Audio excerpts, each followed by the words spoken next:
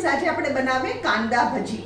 એના માટે મેં શું કર્યું છે, 3 મોટા કાંદા એની પતલી ચીરી કરીને સમારી લીધા, એમાં 3 લીલા મરચાં. બીજું મેં શું કર્યું છે, 2 ટેબલસ્પૂન કોર્નફ્લોર અને 3 વાડકા ભરીને ચણાનો લોટ. અને મસાલામાં 1/2 ટીસ્પૂન સોડા, લાલ મરચું 1/2 ટીસ્પૂન, હલ્દી પાવડર 1/2 ટીસ્પૂન અને મીઠું સ્વાદ અનુસાર. અને મેં આમાં સાકર નાખી છે, 3 ટેબલસ્પૂન સાકર. સાકર ઓપ્શનલ છે, તમારે નાખવી તો નાખજો, પણ સાકરથી બહુ સરસ લાગે. જો આ છે આપણો મસાલો: સોડા, મીઠું, મરચું, ધાણા જીરું મેં 1/2 ટીસ્પૂન નાખ્યું છે, સાકર નાખી છે. અને આવી રીતે મેં એને 3 વાડકા ચણાનો લોટ અને 2 ટેબલસ્પૂન કોર્નફ્લોર, એટલે કરારે થાય આપણા. હવે આને મેં તેલ ગરમ મૂક્યું છે, ઉતારવાના ચાલુ કરી દઈએ. આ બહુ સરસ લાગે, તમે એકવાર ઘરે કરશો તો બહાર ના ભૂલી જશો.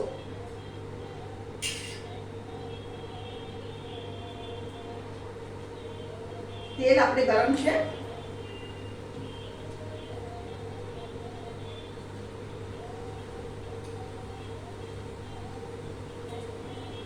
આમાં ગ્રીન ચીલીઝ ઓપ્શનલ છે, તમારે ગ્રીન ચીલીઝ નાખવા હોય તો નાખજો. હું આમાં ગ્રીન ચીલીઝ નાખું છું, એનાથી બહુ ટેસ્ટ આવે છે.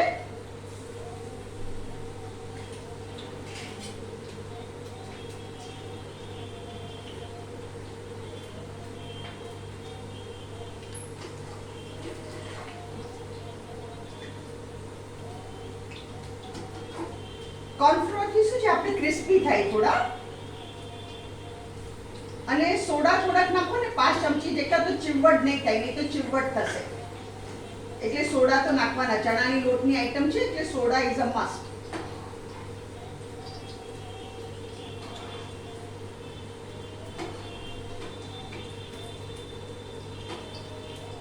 આપણે એને ડાર્ક કરી નાખીએ, ડાર્ક બ્રાઉન કરીએ જરા.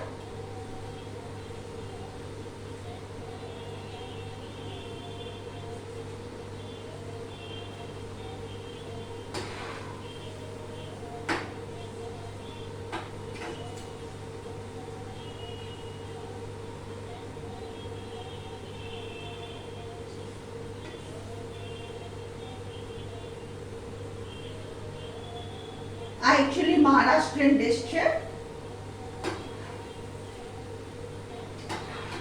પણ એ લોકો સાકર નો નાખે. બહાર આપણે ખાઈએ તો એમાં સાકર નો આવે, પણ હું નાખું છું, એનાથી બહુ સરસ લાગે છે. અહીંયા ગેસ ધીરો કરું છું.